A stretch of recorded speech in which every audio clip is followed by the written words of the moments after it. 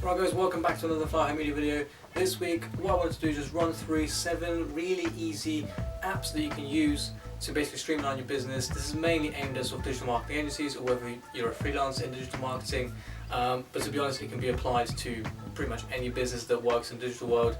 Obviously we're just a digital marketing agency, that's why I'm using this as digital marketing sort of apps and software, but you can apply it to pretty much anything. So here are the 7 apps behind the digital marketing agency that help us basically do everything and achieve everything that we have.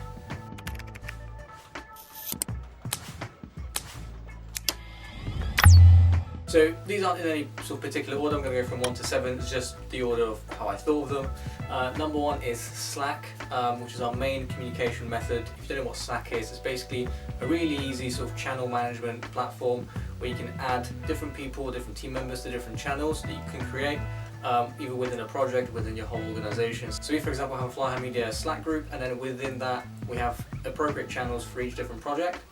And then depending on which team members are appropriate to be in that project, we add them in, and some team members have access to all of them, some team members only have access to the ones that they're a part of. That way nobody has a million notifications going off for things they don't really necessarily need to hear about because they're not a part of it, for example. It's also quite good for sending files, so for example Facebook Messenger and other communication apps, when you send files they tend to compress them, whereas when you send images and things like that, over through Slack it doesn't compress it, it goes through in its normal form. So it's very good for sharing files, even when they're complex file formats like AI file formats and things like that.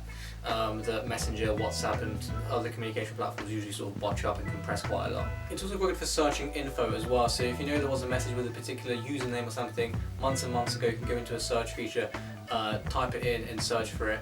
Other communication platforms have that as well, but you're able to find a sort of all-in-one sort of manageable place down there on the right hand side bar, which we find quite useful. So yeah, Slack is our number 1 communication method.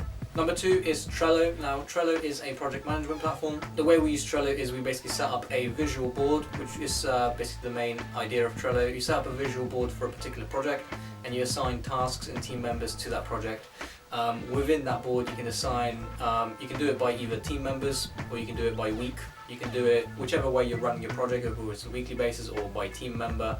You can assign different tasks to different people with different deadlines. You can even attach different files to it. You can track due dates, so you can set a due date on a particular task for yourself or for another team member. You can then sort of watch that board to make sure that you get a notification when something is due within like 3 days, and you need to give somebody else a nudge to make sure that they're on track. And it's also good for comments and feedback, so you can put a comment down in a particular board saying this needs to be moved by a week because so and so, then everybody that's attached to that particular task of the project is going to get a notification saying that somebody's delayed this because XYZ. You can then read it, feedback, put another comment down. It's a little bit like a little chat system within each particular task so that nothing gets lost, everything is sort of compiled into one, and you can archive it all, come back to it after a few months if the project's quite long. And at every stage of a project you know exactly where you stand. So for bigger projects we always use Trello because it just helps us sort of keep our minds on top of things and on top of key dates. Number 3, this is a controversial one. It's technically 2 different tools but they do the exact same thing. It's a to-do list app. For example, I like to use an app called TickTick. I find it very useful. It's very basic. The way I use the app is basically I just set a list for each day of the week, and when I know something needs to be done on that Monday, I put it into the Monday list.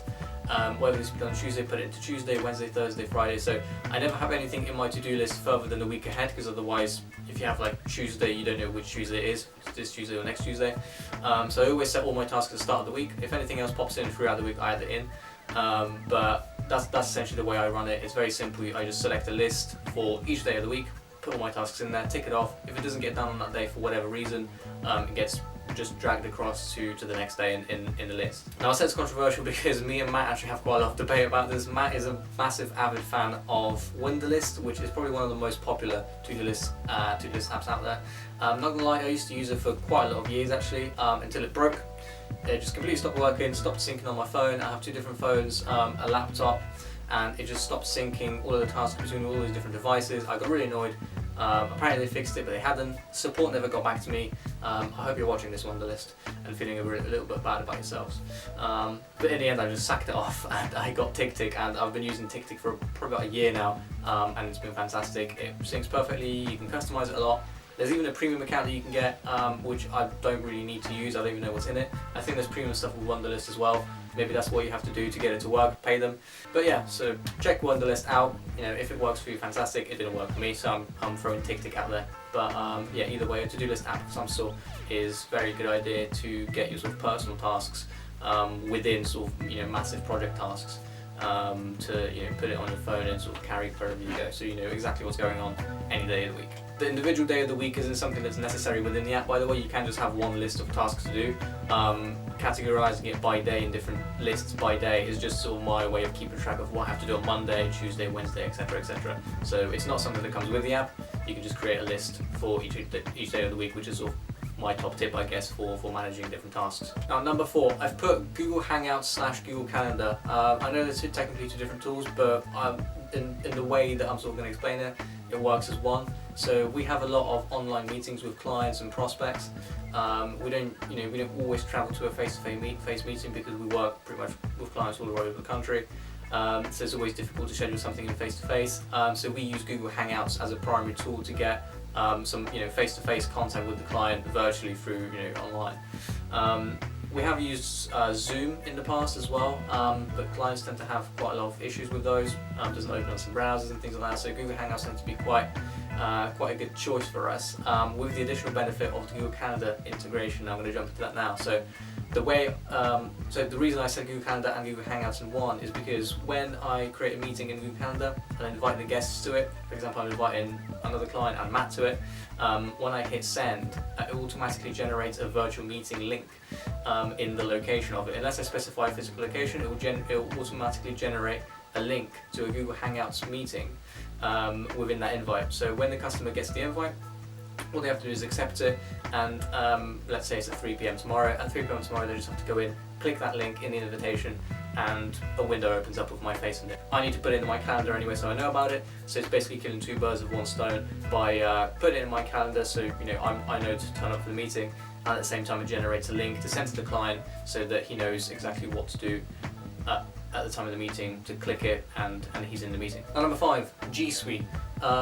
Mainly the email side of things and the Google Drive side of things. So we use the Google Drive side of G Suite basically just to store all files, whether it's creative work, agreements, things like that. We store it all under one G Suite team drive. And again, that works in a very similar way to Slack. So we're able to add specific team members to specific drives within the shared team drive. It's quite confusing when you think about it on a larger scope, but it is actually very simple when you sort of get down and using it. So we have some folders that everybody has access to, we have some folders that only myself and Matt have access to, none of the other team have. And it works very well if you need to sort of give access to particular people on a sort of folder by folder basis. And the email side of things is very simple as well. Everything's connected by Gmail. Everybody loves using the Gmail app. It's much simpler than using webmail or any of the apps as well. So when we have a new team member that we need to onboard, we just create them a new email in the G Suite hub, and they can just go ahead and log in via the Gmail app as if it was a Google email.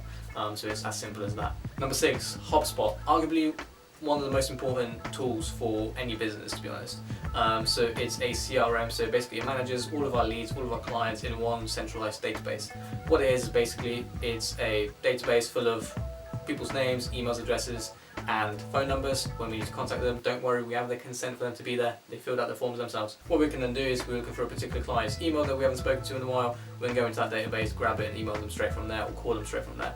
Very handy on the mobile app, so you can actually go in the app, and if there's a phone number in there, you don't have to copy it over or anything. You can just press call in the app, and it puts the phone number into your actual caller on your phone, and it rings straight away. What's also quite cool is we have it connected to our website, so every form that is filled out on our website, the form details go directly into HubSpot. So the form gets sent to our email saying, hey, somebody's filled out a form on your website, but also usually the name, the email address, and the phone number, if they've provided one, goes into that database of clients or potential clients. So then we don't have to manually take people's details and put them into a database somewhere from an email form. It all happens automatically between HubSpot and our website. What's also really, really cool about HubSpot is the trackable emails. So what you can do is when you send out an email, it puts a little tracking link in the footer of it. It's pretty much invisible, and when you send an email out to a client or to anybody, you can actually get a notification on your phone whenever they open it, which is quite a handy tool because you can see the emails that you're sending to prospects, whether they've been opened. You can then see how often they're opening them. And number 7, last but not least, it's Drift. Drift is an online chat tool essentially. So if you go on our website, you'll see in the bottom right corner a picture of, I believe, Matt pops up saying, hey, can I help you?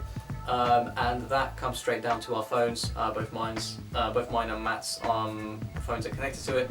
Just whoever's available will take the message. What it is basically is people these days are in a rush. Most people don't want to call because it's quite a commitment. A lot of people don't really want to fill out forms because it can be too long, or the question they want to ask is just sort of too small to go on a form.